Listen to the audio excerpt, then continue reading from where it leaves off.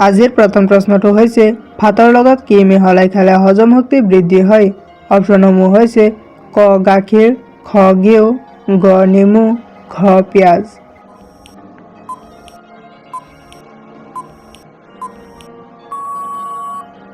ইয়াৰ ভিতৰত শুদ্ধ উত্তৰটো হ'ব অপশ্যন খ ঘিউ। ভাতৰ লগত ঘিউ মিহলাই খালে হজম শক্তি বৃদ্ধি হয়। আমি আহিছোঁ পৰৱৰ্তী প্ৰশ্নটোলৈ। কি ব্যৱহাৰ কৰিলে ওঠৰ কলা দাগ নোহোৱা হৈ যায়? অপশ্যনসমূহ হৈছে ক মৌ, খ লিপষ্টিক, গ হালধীয়া, ঘ নেমুৰ ৰস।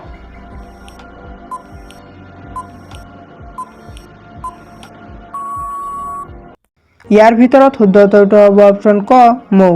মৌ ব্যৱহাৰ কৰিলে ওঠৰ কলা দাগ নোহোৱা হৈ যায়। তোমালোকৰ পৰৱৰ্তী প্ৰশ্নটো হৈছে সদায় কি খালে কেঞ্চাৰ বেমাৰ 50% কমি যায়? অপশ্যনসমূহ হৈছে ক নেমু, খ নিমপাত, গ গাজৰ, ঘ বিলাহী।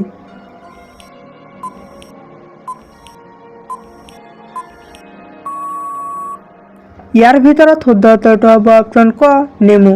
সদায় নেমু খালে কেঞ্চাৰ বেমাৰ 50% কমি যায়। আমি আহিছোঁ পৰৱৰ্তী প্ৰশ্নটোলৈ। ভাৰতৰ কোনখন ৰাজ্যৰ মানুহৰ আধাৰ কাৰ্ড নাই?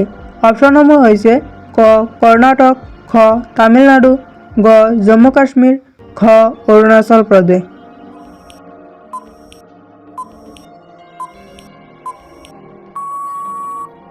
ইয়াৰ ভিতৰত শুদ্ধ উত্তৰটো হ'ব অপশ্যন গ জম্মু কাশ্মীৰ। ভাৰতৰ জম্মু কাশ্মীৰ নামৰ ৰাজ্যৰ মানুহৰ আধাৰ কাৰ্ড নাই। আমি আহিছোঁ পৰৱৰ্তী প্ৰশ্নটোলৈ। কুতুব মিনাৰৰ উচ্চতা কিমান?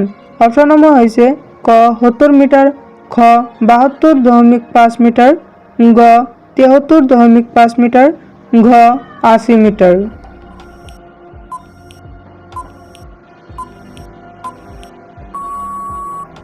ইয়াৰ ভিতৰত শুদ্ধ উত্তৰটো হ'ব অপশ্যন খ 72.5 মিটাৰ।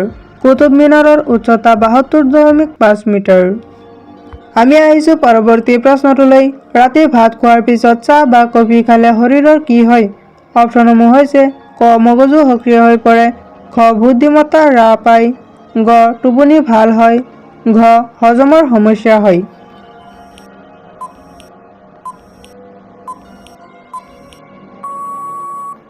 ইয়াৰ ভিতৰত শুদ্ধ উত্তৰটো হ'ব অপশ্যন ঘ হজমৰ সমস্যা হয়। ৰাতি ভাত খোৱাৰ পিছত চাহ বা কফি খালে শৰীৰৰ হজমৰ সমস্যা হয়। তোমালোকৰ পৰৱৰ্তী প্ৰশ্নটো হৈছে সাপে কিমান দিন নোখোৱাকৈ থাকিব পাৰে? অপশ্যনসমূহ হৈছে ক 7 দিন, খ 10 দিন, গ 15 দিন, ঘ 20 দিন।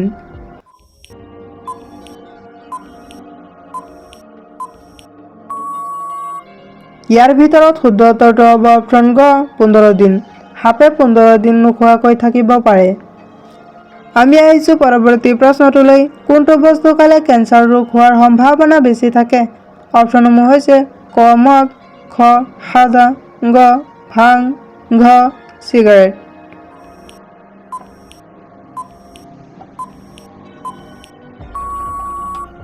ইয়াৰ ভিতৰত শুদ্ধ উত্তৰটো হ'ব অপশ্যন খ সাদা। সাদা খালে কেঞ্চাৰ ৰোগ হোৱাৰ সম্ভাৱনা বেছি থাকে। আমি আহিছোঁ পৰৱৰ্তী প্ৰশ্নটোলৈ। মানুহৰ তেজ কিমান দিনলৈকে জমা কৰি ৰাখিব পৰা যায়? অপশ্যনসমূহ হৈছে ক 20 দিন, খ 25 দিন, গ 30 দিন, ঘ 35 দিন।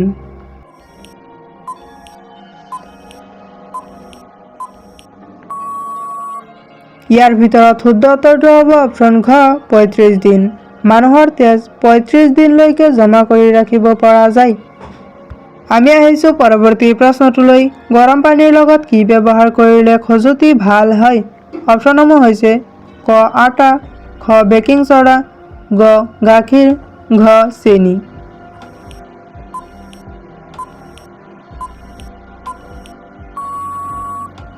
ইয়াৰ ভিতৰত শুদ্ধ উত্তৰটো হ'ব অপশ্যন খ বেকিং ছ'ডা।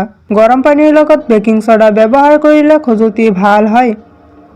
আমি আহিছোঁ পৰৱৰ্তী প্ৰশ্নটোলৈ। শৰীৰৰ কোনটো অংশই আমাৰ শৰীৰৰ উষ্ণতা নিয়ন্ত্ৰণ কৰে? অপশ্যনসমূহ হৈছে অপশ্যন ক ছাল, খ চকু, গ নাক, ঘ কাণ।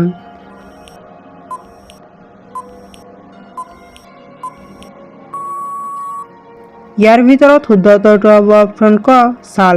শৰীৰৰ ছাল নামৰ অংশই আমাৰ শৰীৰৰ উষ্ণতা নিয়ন্ত্ৰণ কৰে। আমি আহিছোঁ পৰৱৰ্তী প্ৰশ্নটোলৈ। কোনটো খাদ্য নিয়মিতভাৱে খালে ডাঙৰ ৰোগ হোৱাৰ সম্ভাৱনা কম থাকে? অপশ্যনসমূহ হৈছে ক গাখীৰ, খ কণী, গ মৌ, ঘ দৈ।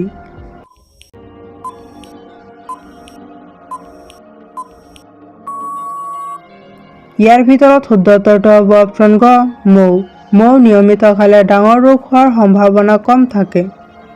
আমি আহিছোঁ পৰৱৰ্তী প্ৰশ্নটোলৈ। বেছিকৈ শুকান মৰিচ খালে কি ভয়াৱহ ৰোগ হয়? অপশ্যনসমূহ হৈছে ক ডায়েবেটিছ, খ আলচাৰ, গ হৃদৰোগ, ঘ জণ্ডিছ।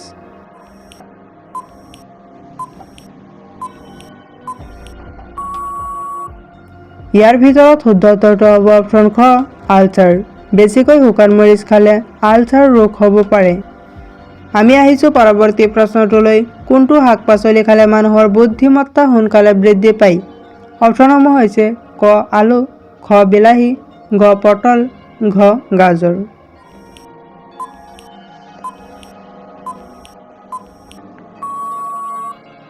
ইয়াৰ ভিতৰত শুদ্ধ উত্তৰটো হ'ব অপশ্যন ঘ গাজৰ।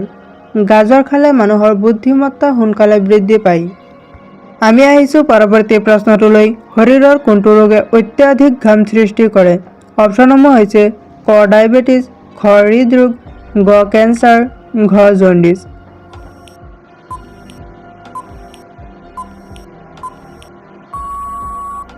ইয়াৰ ভিতৰত শুদ্ধ উত্তৰটো হ'ব অপশ্যন ক ডায়েবেটিছ। ডায়েবেটিছ ৰোগীৰ শৰীৰত যেতিয়া তেজত চেনিৰ মাত্ৰা কমি যায় তেতিয়া অত্যাধিক ঘাম সৃষ্টি হয়। আমি আহিছোঁ পৰৱৰ্তী প্ৰশ্নটোলৈ। কেঁচুৱাৰ জন্মৰ কিমান দিনৰ পিছত হাঁহিবলৈ আৰম্ভ কৰে?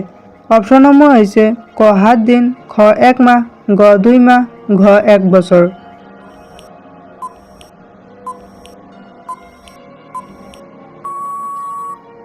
ইয়াৰ ভিতৰত শুদ্ধ উত্তৰটো হ'ব অপশ্যন খ 1 মাহ। কেঁচুৱাৰ জন্মৰ 1 মাহৰ পিছত হাঁহিবলৈ আৰম্ভ কৰে। আমি আহিছোঁ পৰৱৰ্তী প্ৰশ্নটোলৈ। গৰুৰ জীৱনকাল কিমান বছৰ হয়? অপশ্যনসমূহ হৈছে ক 10ৰ পৰা 13 বছৰ, খ 13ৰ পৰা 15 বছৰ, গ 15ৰ পৰা 20 বছৰ, ঘ 20ৰ পৰা 30 বছৰ।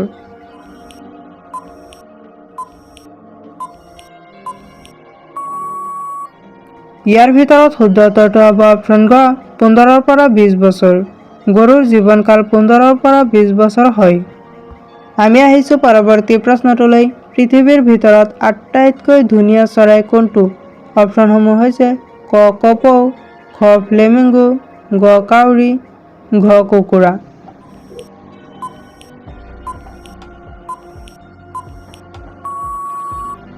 ইয়াৰ ভিতৰত শুদ্ধ উত্তৰটো হ'ব অপশ্যন খ ফ্লেমিংগো। পৃথিৱীৰ ভিতৰত আটাইতকৈ ধুনীয়া চৰাইটোৰ নাম হৈছে ফ্লেমিংগো। আমি আহিছোঁ পৰৱৰ্তী প্ৰশ্নটোলৈ। কি ৰঙৰ গাড়ীত বেছি দুৰ্ঘটনা হয়? অপশ্যনসমূহ হৈছে ক ৰঙা, খ বগা, গ হালধীয়া, ঘ কলা ৰঙৰ।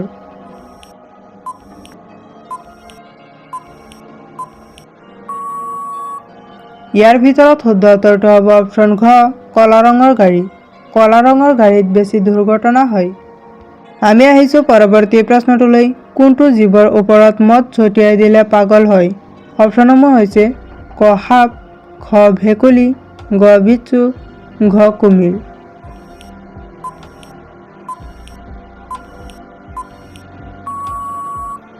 ইয়াৰ ভিতৰত শুদ্ধ উত্তৰটো হ'ব অপশ্যন গ বিচ্ছু। বিচ্ছু নামৰ জীৱৰ ওপৰত মদ ছটিয়াই দিলে পাগল হয়। ভিডিঅ'টো শেষলৈকে দেখাৰ বাবে ধন্যবাদ। যদি ভিডিঅ'টো ভাল লাগিছে তেনেহ'লে এটা লাইক কৰি দিব আৰু যদি এনেকুৱা ধৰণৰ আৰু কিছুমান নজনা প্ৰশ্নৰ উত্তৰ জানিব বিচাৰে তেনেহ'লে চেনেলটো ছাবস্ক্ৰাইব কৰি ৰাখিব। Thank U.